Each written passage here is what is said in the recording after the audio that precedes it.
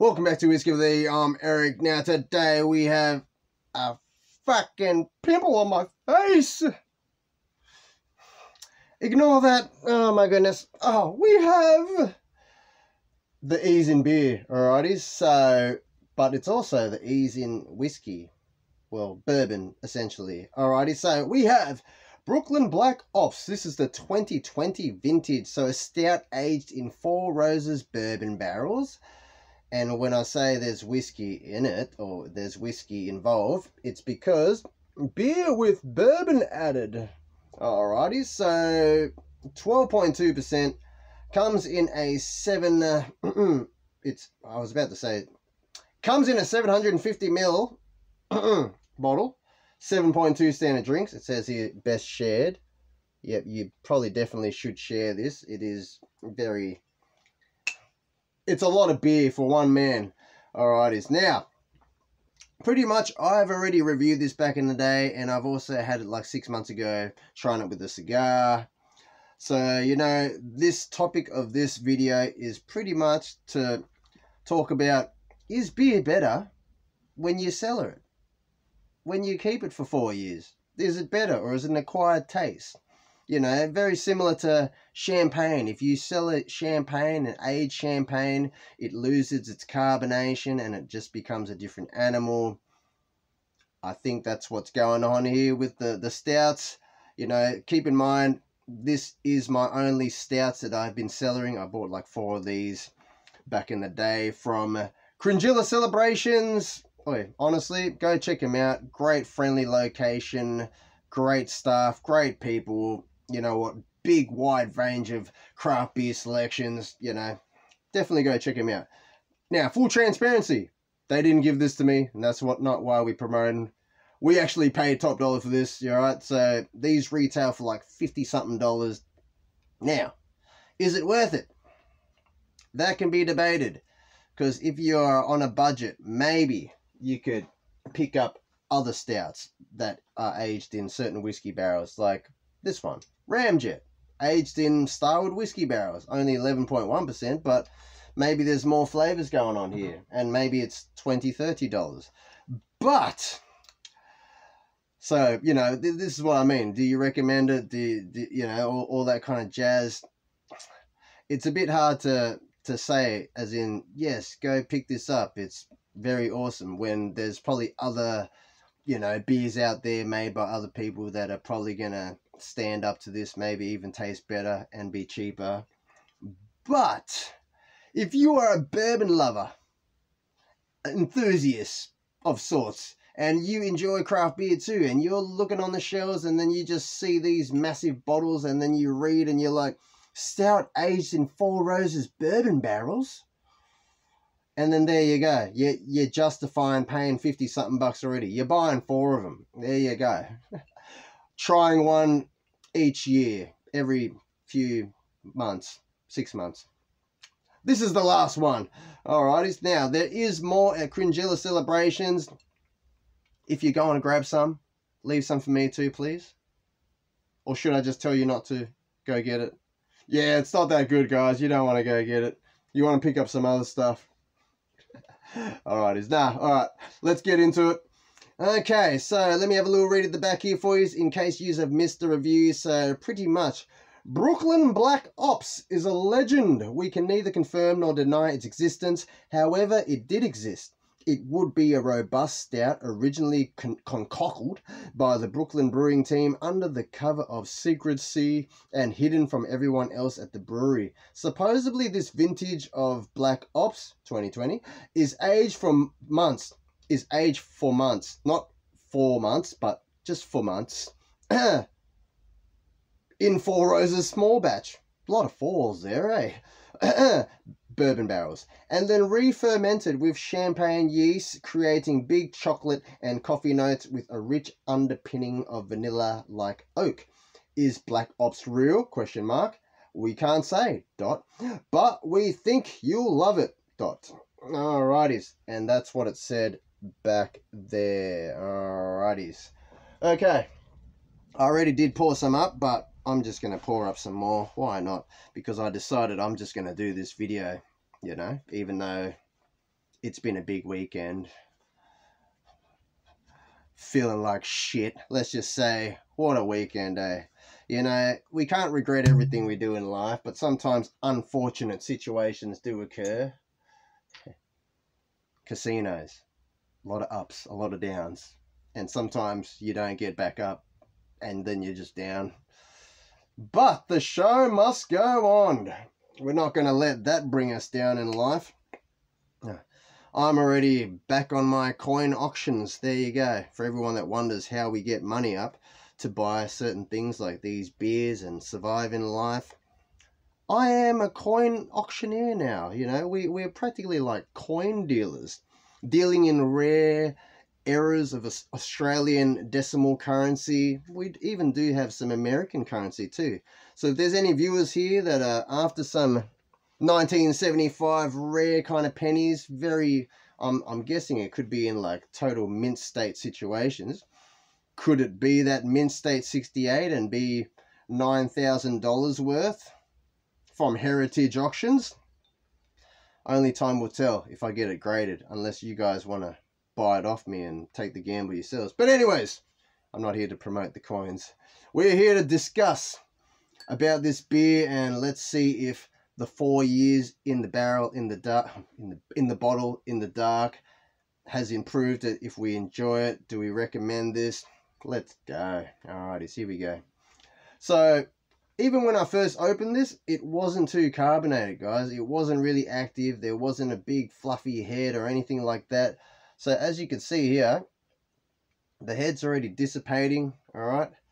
So, keep that in mind. That's what I'm saying. Aging beers could legitly be like the whole champagne thing. It must lose its carbonation, but will it retain its flavor? Will the flavors evolve? Let's check it out. All right, on the nose.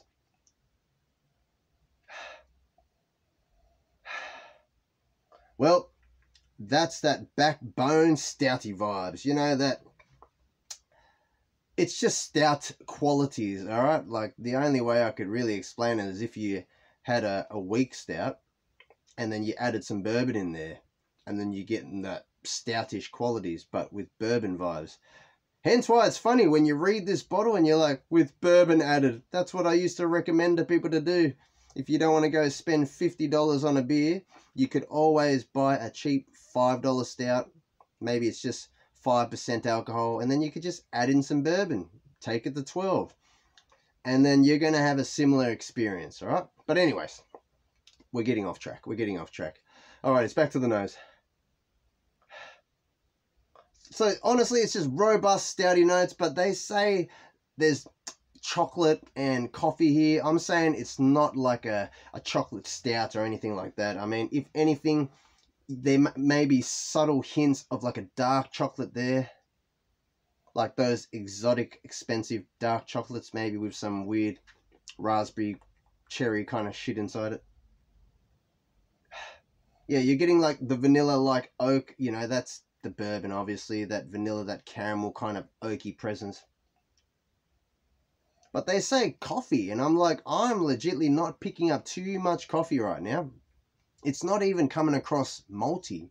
You know, when you have a stout, you sometimes you're expecting it could be a real malty kind of stout, and sometimes that maltiness is like heading towards like a dark roasted malt, which is more like coffee, but not here.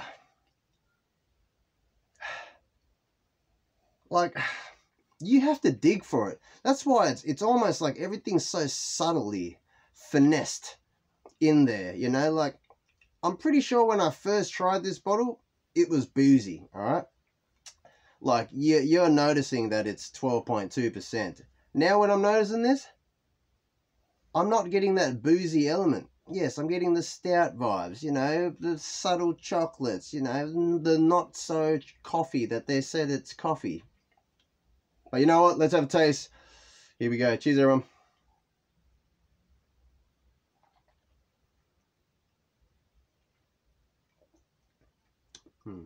Okay. Okay. Now, when I first took a sip of this, I was kind of blown away, just like how I'm feeling right now still. All right, so the mind state is, when you are having a beer or a stout or anything that you crack, sometimes you expect that silky smooth carbonation over your palate. Now, I'm assuming when you cellar up your imperial stouts, or, you know, tuck them away for 4 years, maybe also if you crack it on a Saturday and come back home after a big weekend, and here we are on a Monday, maybe it's not as active, but it wasn't so active even on the Saturday, right, guys? Just being transparent. That's what I'm saying. The experience is there's no carbonation or silky smooth feelings on your palate. It almost feels like it's gone flat. Now, don't look at that as a bad thing. Now, typically when I say flat, you might be thinking like, you know, when you have like a 5% stout and it kind of tastes a little bit watery and you kind of want it to be a little bit more. You know, you think it's like that, but it's not, because it's high in percent, but you're not picking up the booziness. You're still getting all that flavor, but there's just no silky smooth carbonation. So that's what will put you off. All right, but we're going to have another sip. See how we go. Here we go.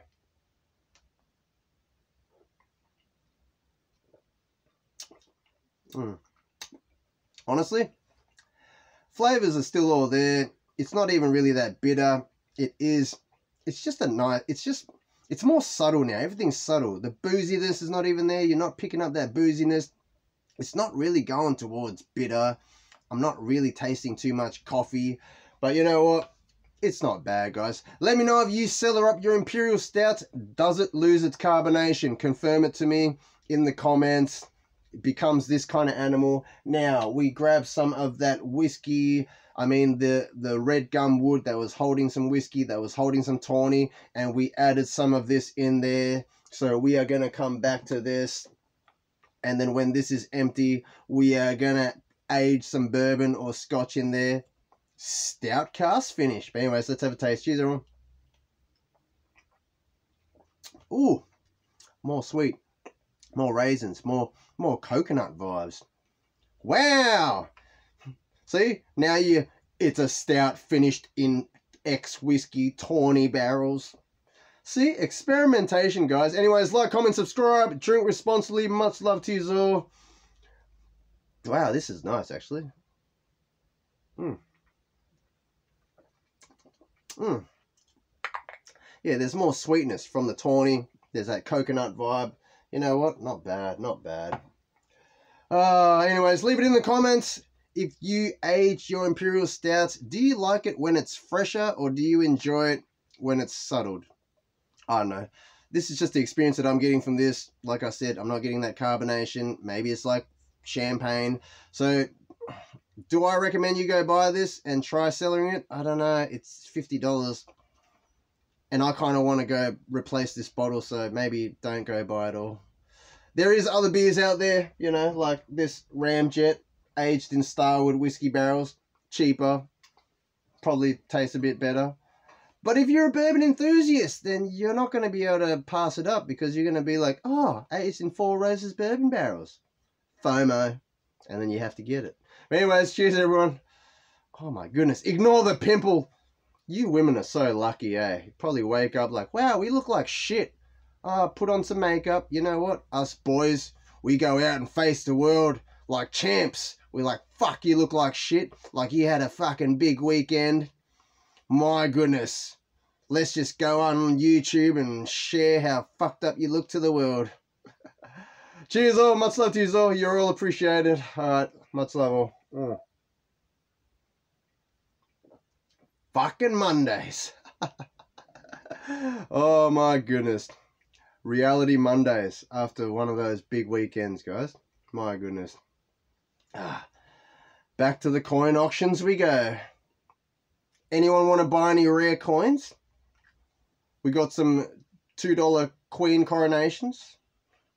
We got a whole lot of things. Let me know in the comments if you're after a Pacific $2 decimal kind of coin. I will have it. Alrighty, I'll do you a special deal. Yeah. You're definitely getting an impression that it is flat, guys.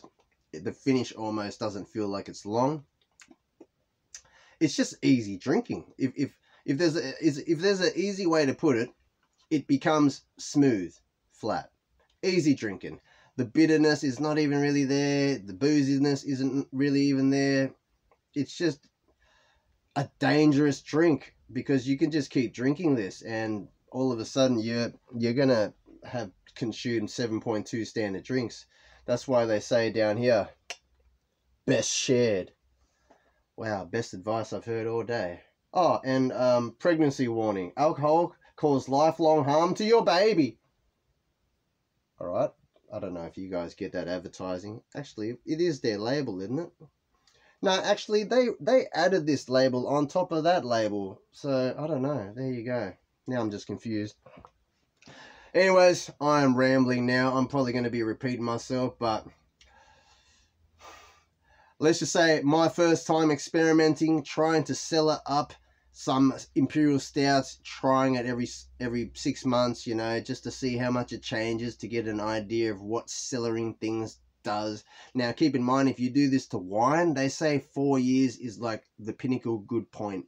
They say anything past 4 years, maybe it's gone past its good point. So let me know if it's true with the stouts. I mean, do you cellar stuff longer than 4 years? Does it become better, or does it just keep losing its carbonation and become flat, but obviously smooth off and be less boozy and still taste good because it's still 12.2%? Anyways, cheers everyone. Oh my goodness. I honestly think I'm enjoying this one a lot more. There you go. So there you go. Go soak some oak or red gum in some whiskey, and then empty that, and then put some tawny fortified port, you know, wine into it. Then empty that, and then add in some stouts, imperial stouts of your choosing, and let me know how you go. Yeah, there's a whole lot more going on in here. I'm tempted to even just pour more out of that bottle into here, just to drink that. There you go. Don't ever be shy to experiment, because you know what? That is how you're going to find out different new flavors, different experiences. You know, like, obviously we don't have stout barrels to make bourbons or, you know, scotches finished in stout barrels or casks, you know. So this is a good little experimental way on how to create that. All right, guys, like I said, you know, stay curious, stay experimenting. It's all in the fun of the journey, the whiskey journey, the craft beer journey. Eventually it all mingles in together, guys, and then all of a sudden you seem like an alcoholic in the world. And then the cigar journey comes in, and then you realize, wow, bourbon tastes so much better with the cigar. My goodness. Too bad I'm too broke nowadays to be able to go stock up on cigars and enjoy a bourbon with it. But anyways. Oh, Mondays, guys. Mondays. Much love to you all. Wishing everyone an awesome week. Or Sunday if you're in the States, depending on when I post this. But either way, much love to you all. You are all loved and appreciated. You know what? My apologies, everyone, if I'm bringing you down with my realities of life situation. But, man, sometimes life, just leads you astray. And then afterwards, you're like, fuck! Why did I do that? Oh, my goodness. How am I going to live? Don't worry about that. We're going to sell some coins. Here we go. My goodness. Fuck me dead, eh? Yep. For everyone that's wondering, how's this guy surviving? How does he afford to buy bottles and buy expensive beers to drink? We're coin dealers. Do you have to pay tax on selling your coins? I mean, is that a thing? Like, if you saved a $2 coin that you got from your change from buying some groceries, and you decide to sell that $2 coin for $50, do you have to pay tax on that? I'm really sucky with the tax situations. Yeah, I gotta go fix that shenanigans. But anyways, cheers everyone. Fuck that guy. The tax man, that is. Whoever he is. He always used to send me letters. Ah, that's the curse of working as a subcontractor. You're like, oh yes, don't forget to tuck away money for the tax man. And then you never do. And then a year goes past and you're like, that's like 200 every week, right? And then you're like, I better win some money. And then you're like, no. And then you're like, fuck me. Like The Exorcist. Fuck me, fuck me. Oh my goodness. Yeah, definitely check out The Exorcist if you haven't seen it. Anyway, guys, much love. I'm just going to be shenanigansing right now. You know, like I said, drink responsibly, don't drink and drive, and totally ignore my pimple. And you know what? Fuck what people think. If you have a pimple, rock it. Go out into the world and show that pimple off. You know what? Because, you know, we're not gay. I mean, happy. You could be both. Or we're not women. Well, I guess maybe if you're a male in the entertainment industry, maybe it's a normal thing to be like, you know, before you get aired on the news channel, maybe they put makeup on you. But no, if you're not in that industry, it totally doesn't feel right if you were going to be like, you got any makeup? You know what I mean? Maybe if you had a missus or a girlfriend around, she may suggest that option, but clearly we're a single male that just rocks it out like male styles. Like, yes. You know what that's caused from? Stress. A big weekend. Don't you judge me. Don't you judge me. Nah, much love all. Oh my goodness, I think I am going to have to add more into this because you know what? It actually is very lovely tasting. My apologies if the lighting keeps doing its thing. The phone shit. The light shit. You know what? If we had a Patreon, maybe people could send us some money so then we can get a better phone.